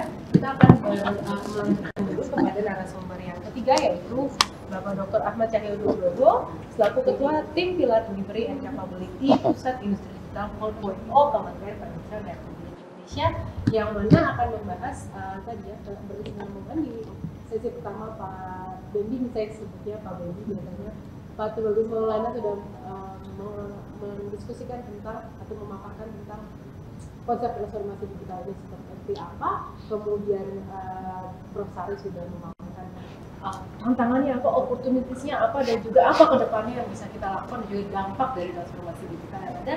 Dan sekarang kita akan berdiskusi mengenai studi kasus implementasi dari transformasi digital pada agroindustri untuk agroindustri yang depan. Untuk itu saya persilakan. Baik, terima kasih untuk kesempatannya. Saya akan mulai langsung saja. Saya akan memulai ini dari gambaran umum seperti apa sih sektor industri agro itu. Bila dilihat di sini sebenarnya kita dapat melihat dari data bahwa sektor agro itu, industri agro ini merupakan salah satu sektor pengolahan yang dominan sebenarnya. Lihat dari kontribusi PDB, dia untuk sektor industri non migas triwulan 2 2004 ini, dia mencapai 51,72%. Ini kita lihat bahwa lebih dari 50% itu disumbangkan oleh sektor industri agro. Dia kontribusi ekspor dan impornya serta di neracanya kita lihat dia positif 20 miliar dolar. Setelah itu dari sisi pertumbuhan dan juga dari penanaman modal juga terus tumbuh. Dan kita lihat di sini untuk indeks kepercayaan industri juga sektor industri agro tumbuh secara gradually dan secara konstan dia tumbuh lah. Namun kita lihat bahwa Indonesia itu menghadapi suatu guncangan akibat COVID. Nah, guncangan tersebut juga memberikan dampak terhadap sektor industri agro tentu saja. Nah, akibat guncangan tersebut, sektor industri agro ini masih mencoba untuk pulih ke posisi awal. Nah, ini yang perlu kita berikan catatan di sini. Oke, next-nya itu apabila kita lihat dari pertumbuhannya, sektor industri agro ini pertumbuhannya positif. Kalau dilihat dari tren tahunan, kita lihat bahwa selaras gitu ya. Tapi untuk triwulan 2 ini, year on year, itu industri agro ini tumbuh sebenarnya. Dari tahun 2022, 2023, dan 2024. Kita lihat ada pertumbuhan year on year. Nah, ini merupakan suatu sinyal positif sebenarnya untuk industri agro. Dan di sini saya coba untuk zoom in karena ini bicara soal studi kasus. Saya akan zoom in ke sektor industri makanan dan minuman. Kenapa saya coba untuk zoom in ke sini? Karena ini merupakan memberikan kontribusi 40% lebih untuk sektor industri agro. Kita lihat bahwa di sini sektor industri makanan dan minuman merupakan salah satu subsektor yang signifikan dalam menggerakkan industri agro. Nah, sekarang ada suatu suatu tantangan lah sebenarnya. Kita ini suatu kondisi-kondisi yang dihadapi oleh sektor industri, terutama untuk sektor industri makanan. Ini post-COVID, ketidakpastian geopolitik, itu kita semua tahu, hampir setiap hari kita lihat beritanya. Perubahan iklim ini seringkali diabaikan karena belum tentu terasa oleh semua orang, tapi dampaknya terhadap industri itu besar sekali, terutama pada rantai pasok. Nah, setelah itu adalah penurunan pasokan pangan dan energi di pasar global. Ini masalah supply chain, inflasi yang dirasakan hampir di seluruh dunia, serta peningkatan tingkat suku bunga untuk mengendalikan inflasi tersebut, dan tentu saja akan berdampak terhadap pertumbuhan industri serta adanya penurunan nilai tukar rupiah. Namun saat ini kita lihat ada tren positif terkait dengan inflasi, tingkat suku bunga dan penurunan nilai rupiah. Tapi kita harus waspadai itu. Nah, apa dampaknya untuk sektor industri makanan? Itu adalah kenaikan biaya produksi. Nah, kenapa itu terjadi? Karena ada kenaikan biaya energi, biaya bahan baku, dan biaya logistik. Nah, ini penting sekali karena kita bicara soal sustainability. Yang kedua adalah terkait demand. Yang ketiga adalah penurunan daya beli masyarakat. Jadi di pasar domestik ini. Dan yang keempat adalah masih wait and see. Nah, ini kita lihat dinamika ini memberikan sebenarnya dorongan untuk sektor industri untuk mengambil sikap mengenai sustainability dan green industry ini sebenarnya. Nah, ini yang sebenarnya harus ditanggapi secara positif terkait isu sustainable dan green industry.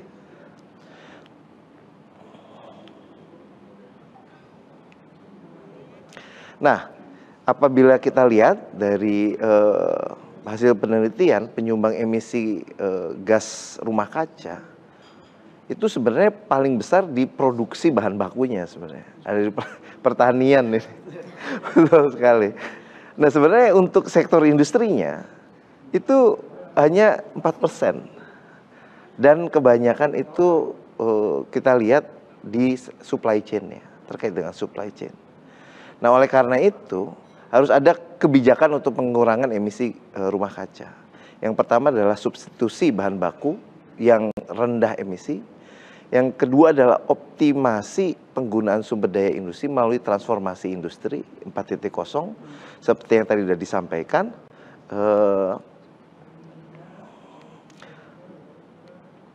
Dan juga pengembangan teknologi yang berpotensi sebagai carbon capture. Nah, ini terkait dengan isu mengenai sustainability dan juga transformasi industri 4.0. Jadi erat sekali memang isu sustainable dan juga terkait industri 4.0. Nah, sebenarnya peran pemerintah apa nih di sini, Bu? Tadi kan sering disebut nih pemerintah. Nah, ini sebenarnya ini ya peran pemerintah. Yang pertama adalah perumusan kebijakan terkait emisi gas rumah kaca, pengelolaan limbah, penggunaan energi terbarukan, standar industri hijau, dan juga carbon trade. Ini kita terus kembangkan dan terus untuk bangun ini. Yang kedua adalah pengembangan infrastruktur untuk energi terbarukan. Seperti dilihat bahwa pemerintah sekarang mendorong adanya sumber-sumber energi terbarukan. Yang ketiga adalah pengawasan dan pengendalian terhadap kepatuhan regulasi itu sendiri. Yang keempat, tadi bicara soal SDM, nah ini juga muncul lagi terkait program pelatihan dan peningkatan kapasitas untuk pelaku industri, terutama adalah tenaga kerja yang ada di industri, untuk mengarah ke teknologi hijau dan praktek sustainable. Nah, selanjutnya adalah mendorong kesadaran akan pentingnya industri hijau melalui kampanye publik, pameran, dan lain-lain. Ini terkait PR-nya lah. Yang keenam adalah pemberian insentif fiskal kepada perusahaan. Nah, ini yang sedang diusahakan terus. Nah, sebenarnya teknologi apa sih yang kita bisa mendukung isu sustainable dan green industry ini? Sebenarnya banyak sekali. Nah, ini salah satu contoh-contohnya saja. Itu ada IoT, Big Data, tadi disebutkan mengenai Big Data, Artificial Intelligence, Robotic Process Automation, Cloud Computing, 3D Printing. Nah, ini penting sekali untuk teknologi ini dikuasai. Pertanyaannya itu bukan apakah kita terlambat atau tidak, tapi bagaimana kita mengejar ketertinggalan gitu. Nah, karena itu memang penting sekali bagaimana SDM ini dibangun dalam penguasaan teknologi ini. Nah, sekarang bicara soal digital transformation, ini sebenarnya konsep yang diperkenalkan oleh McKinsey di WIF terkait dengan bagaimana transformasi industri, transformasi digital itu bisa berhasil. Jadi yang pertama adalah ada transformasi di budaya, ada transformasi di sisi strategi, dan ada transformasi di sisi teknologi.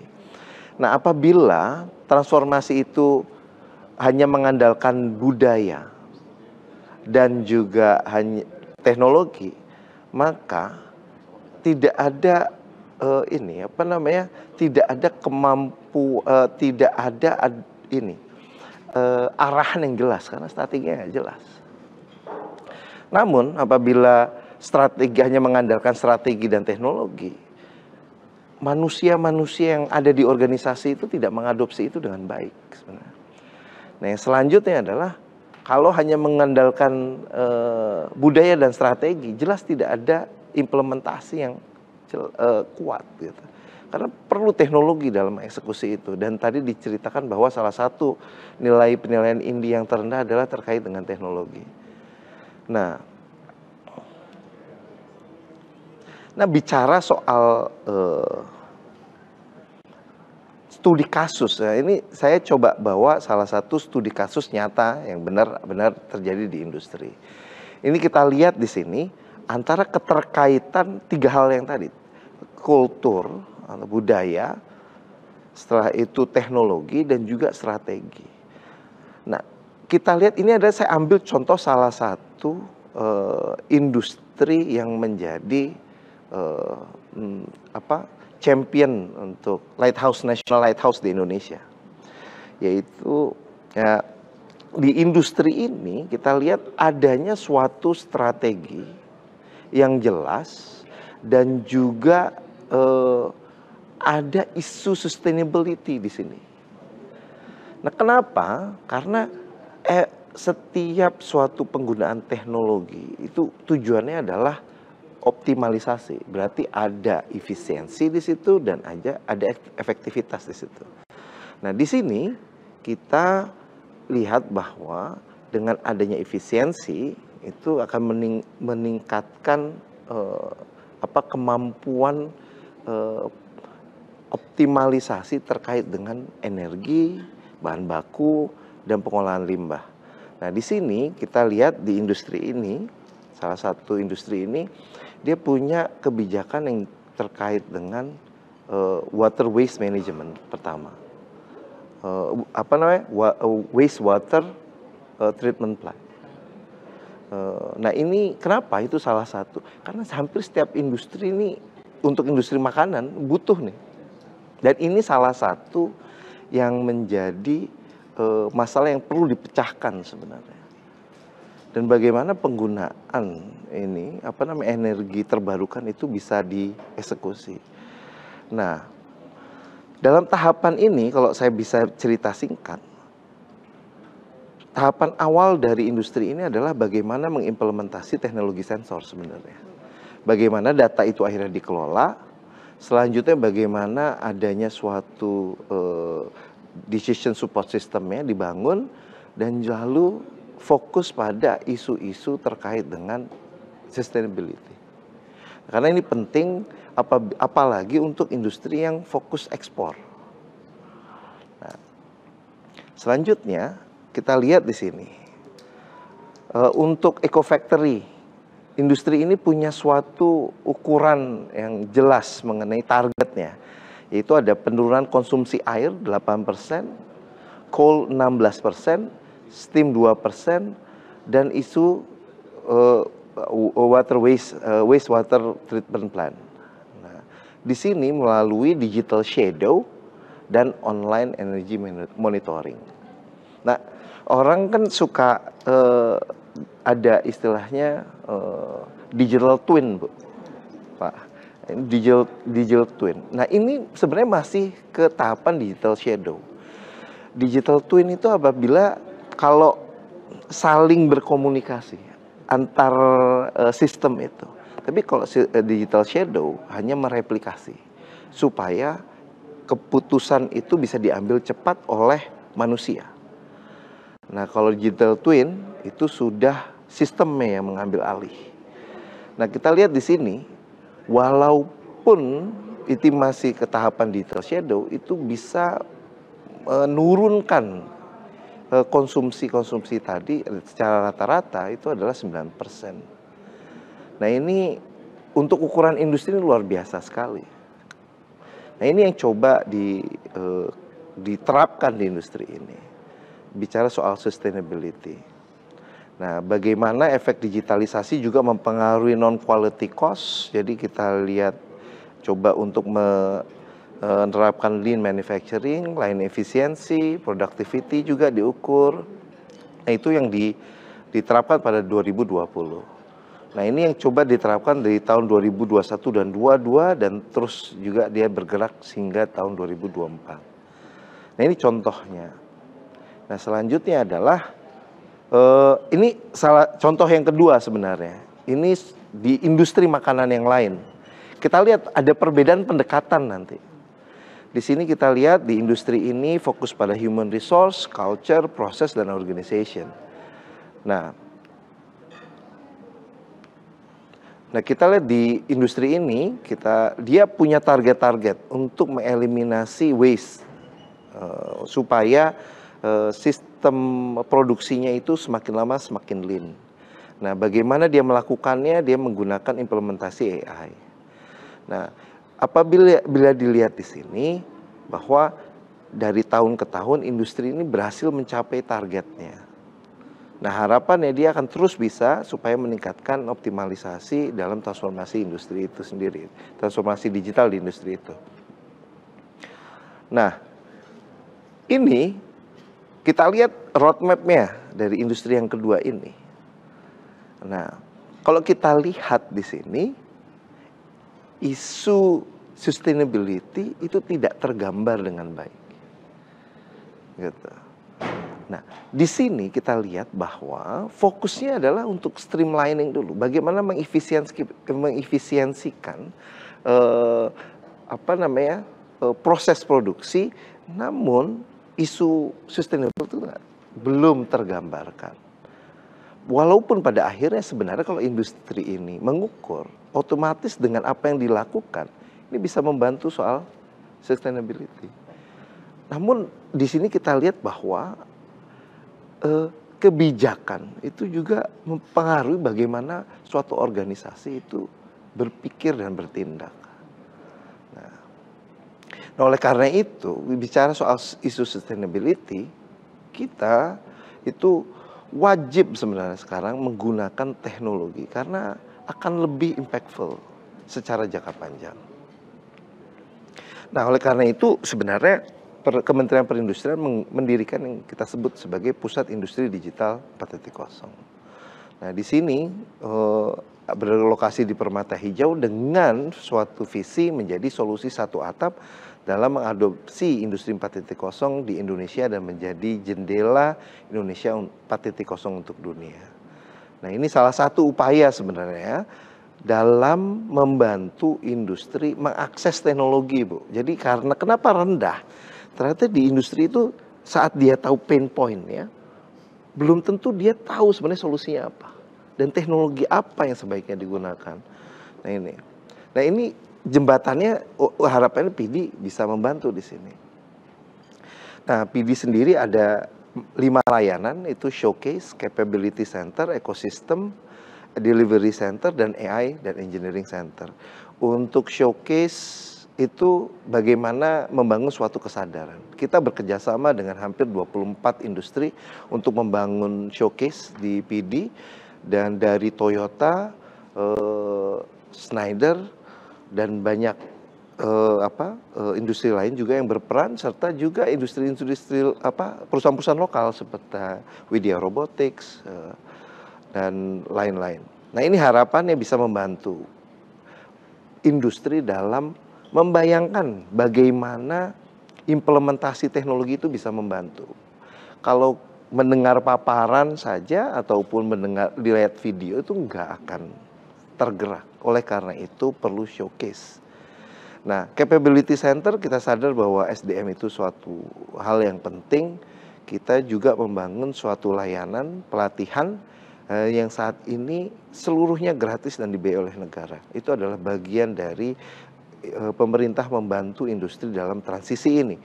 Nah, selanjutnya adalah ekosistem. Ekosistem kita bekerjasama dengan multinational company, local company, startup, lembaga-lembaga internasional, dan juga perguruan tinggi, termasuk juga teman-teman dari IPB, dan harapannya nanti teman-teman dari Gundar juga bisa terlibat dalam ini, ekosistem kami. Dan ada juga delivery center. Di sini adalah layanan pendampingan dari industri didampingi dan juga diberikan kita memberikan bantuan pendampingan menggunakan konsultan supaya industri itu bisa membuat roadmap yang dibutuhkan dalam transformasi digitalnya. Dan juga kita ada AI dan Engineering Center yang bersifat research brokerage. Jadi kalau ada misalkan perguruan tinggi yang punya solusi dan teknologi yang bisa ditawarkan ke industri, bisa bekerja sama dengan PD untuk dipertemukan sebenarnya, supaya bisa terjalin suatu kolaborasi triple helix yang lebih baik terkait transformasi digital. Baik Bapak Ibu sekalian, mungkin cukup sekian paparan saya dan semoga itu juga bermanfaat. Terima kasih. Baik, terima kasih Pak Dr. Ahmad atas paparannya yang begitu luar biasa. Jadi tadi kita sudah berbincang bagaimana transformasi itu, konsep transformasi teknologi ini secara secara fundamental bagaimana kita menerapkannya, kemudian juga tantangan apa sebenarnya yang kita lakukan dan apa yang pemerintah sudah lakukan selama ini dan juga rencana ke depannya, dan juga apa framework yang sudah disediakan pemerintah dalam mendukung agroindustri yang berkelanjutan untuk Indonesia. Dan untuk itu saya buka sesi tanya jawab mungkin bagi para peserta webinar ataupun peserta webinar yang tergabung. Apabila ada pertanyaan yang ingin ditanyakan kepada ketiga narasumber yang telah hadir di studio, kami persilakan bertanya melalui platform Zoom yang tersedia. Sementara itu sambil kita menunggu pertanyaan yang ada, saya ingin berdiskusi lebih lanjut nih kepada para narasumber. Kalau tadi Pak Tubagus sudah mengemukakan bahwa ada 4 pilar digital transformasi, salah satunya di situ adalah kesiapan dari sumber daya manusia. Tadi Prof. Sari juga sudah menyebutkan ternyata di indeks yang dimiliki oleh Indonesia juga peran human dan culture itu memiliki nilai poin paling besar, dan juga pada diagram yang Pak Ahmad sampaikan juga ada lagi budaya lagi. Nah sebenarnya kan kalau budaya ataupun manusia ini kan lekat kaitannya dengan kondisi cultural dari negara itu sendiri. Nah kira-kira kalau menurut para narasumber apa sih sebenarnya yang menjadi roadblocks utama bagi sumber daya manusia Indonesia untuk mencapai transformasi digital ini, untuk mencapai keberlanjutan dari agroindustri yang lebih baik? Apa sih tantangan? Kayaknya tuh sumber daya manusia Indonesia tuh kayaknya dablek banget gitu. Mungkin kenapa ya kita maksudnya dari negara tetangga dan lain sebagainya mereka punya indeks yang lebih tinggi dan readiness dan lebih tinggi, padahal kan sebenarnya dari situasi yang sekarang kalau misalnya kita berbicara tentang teknologi ini kan sudah cross border, udah tadi seperti yang Prof. Sari katakan bahwa kita udah open system, semuanya kita mau impor dengan mudah kita bisa lakukan impor. Semua dulu teknologi harus kita ciptakan sendiri, sekarang dengan mudah kita bisa mengimpor apa yang sudah ada kemudian kita replikasi.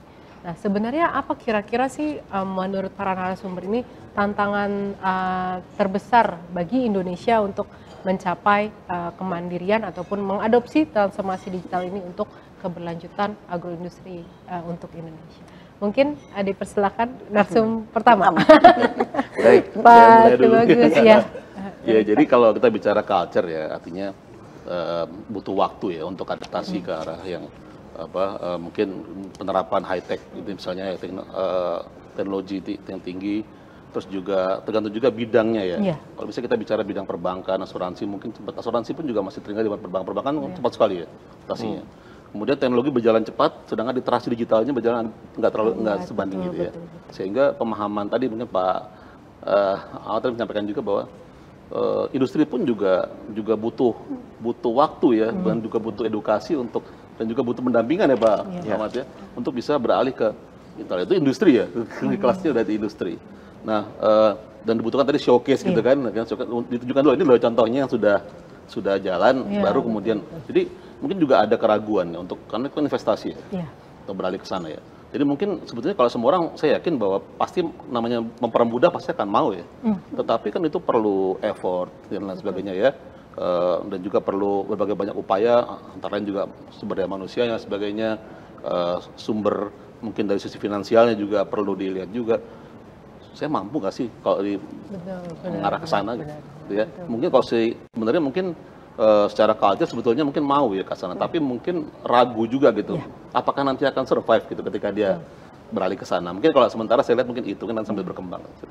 Betul, mungkin dari keraguan yakin nggak ya saya bisa nggak ya gitu. Nanti kalau gagal bagaimana kayak gitu. Mungkin masih perlu showcase dulu dan juga contoh betul. Mungkin dengan kita memberikan contoh ada biasanya seperti itu ya kalau di Indonesia kan ada satu contoh dia bisa sharing. Dan rasanya dengan teknologi yang ada saat ini mungkin juga tadi kita melihat persentase agroindustri itu yang semakin meningkat, bisa jadi karena sekarang contoh-contoh udah begitu banyak dengan mudah kita akses, akhirnya mau coba-coba lah, seenggaknya lebih ibaratnya kalau gagal nggak sendirian, saya bisa tanya orang yang udah pernah nyobain dengan apa yang sudah diposting melalui teknologi yang ada saat ini. Mungkin baik kalau tadi dari Pak Bempi dari mungkin keberanian dan juga mencoba dan juga keraguan-raguan untuk kepercayaan diri untuk mencoba sesuatu yang baru. Dari Prof. Sari mungkin. Baik. Jadi betul, kita butuh waktu gitu. Kenapa? Kita juga harus lihat proporsi gitu. Sekarang ini kita harus lihat nih, di mana nih banyaknya tenaga kerja kita begitu ya. Banyak yang sudah di atas 50, Yang baru-baru ini baru mau masuk gitu, Betul, iya kan? betul. Jadi artinya apa? Gapnya. Memang ada gap gitu kan? Betul. Nah ini yang butuh waktu gitu. Nah kalau istilah kita selalu begini, kita memang ketinggalan gitu ya teknologi atau apapun itu. Tapi betul kata Pak Cahyo tadi bahwa gimana kita ngejarnya.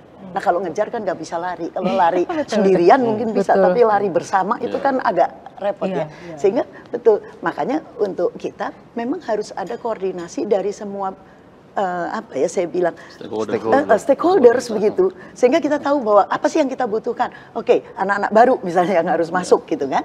Nah kaderisasi itu menjadi penting dan sebagainya. Mana kalau bisa dilihat yang senior sekarang ini kan akan disruptif juga gitu, akan hilang. Tapi yang bawahnya ini kan gap pengetahuannya kan belum masuk. Nah itu mungkin juga harus diberikan itu seperti itu. Jadi culture juga, ya kan? Agak susah berubah gitu. Nah, kembali lagi tadi proporsinya. Kalau yang anak muda mungkin kalau ditantang berubah dia langsung. Betul. Dia cari ini. Tapi banyak yang kita sudah settle.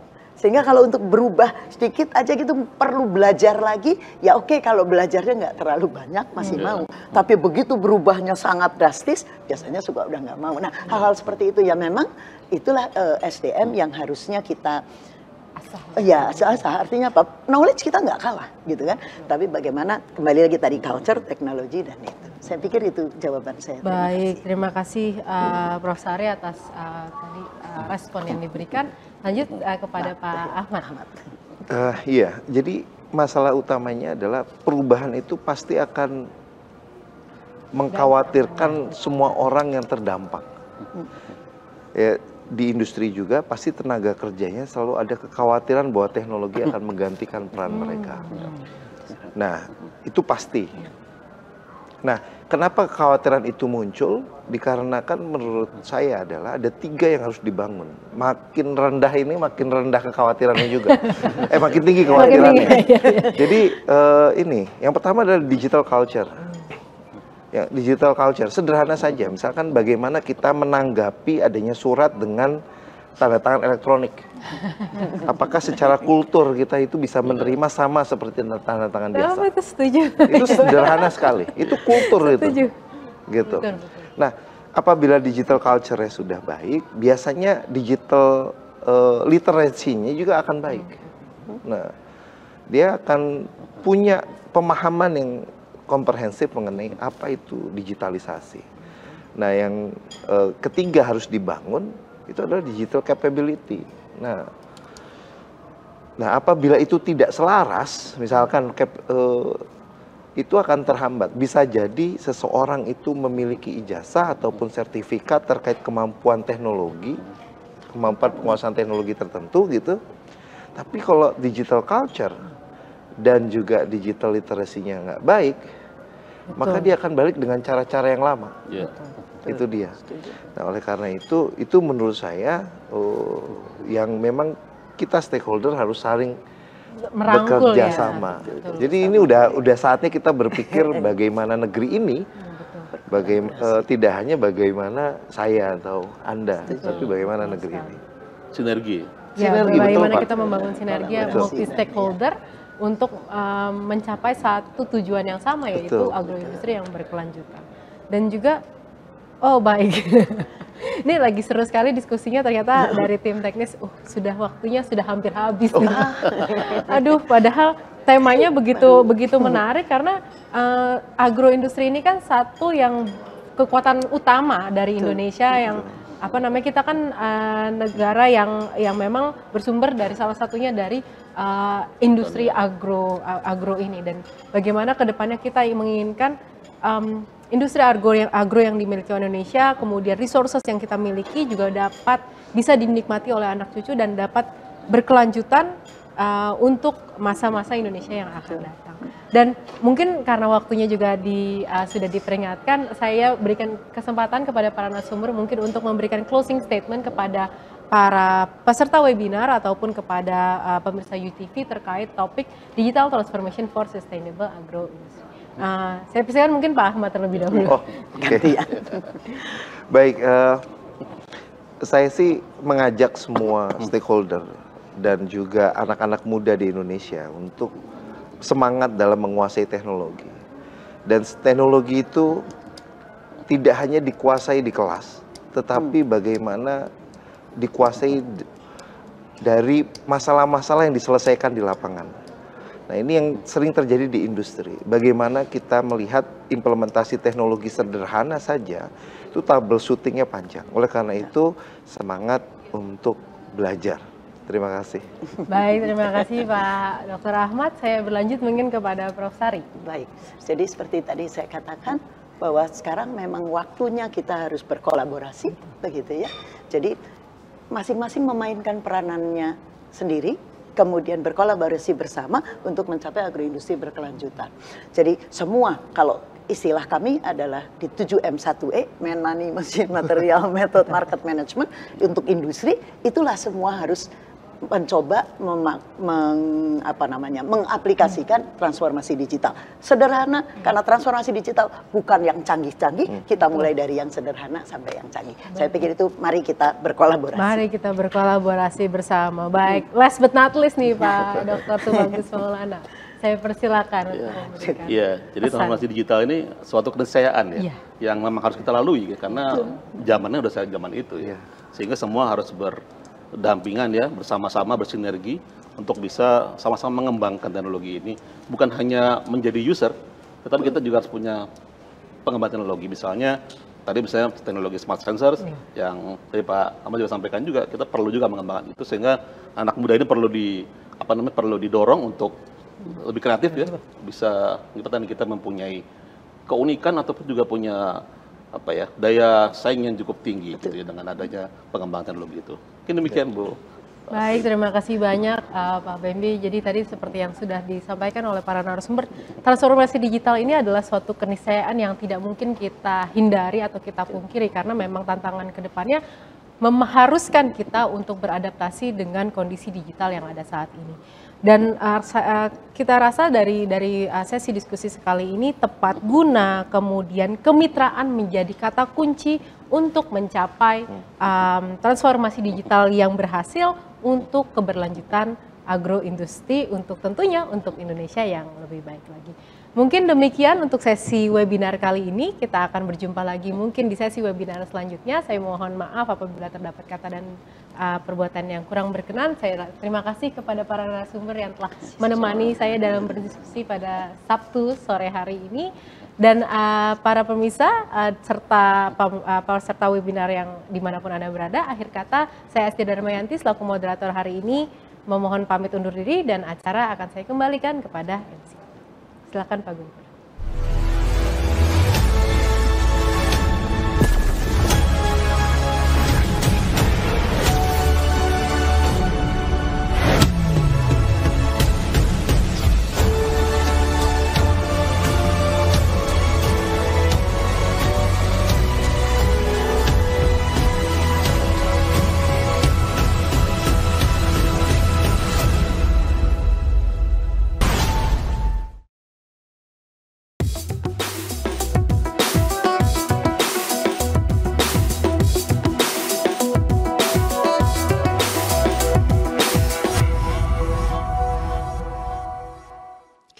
Ya pemirsa, luar biasa sekali, tepuk tangan lagi di studio, tepuk tangannya luar biasa. Terima kasih tentunya Bu Asti dan juga para narasumber yang luar biasa nih ya, semakin hangat kayaknya kalau nggak dibatasin makin berlanjut sampai malam ini bisa ya. Tapi tunggu saja nanti ada seri-seri berikutnya ya, tentunya saja.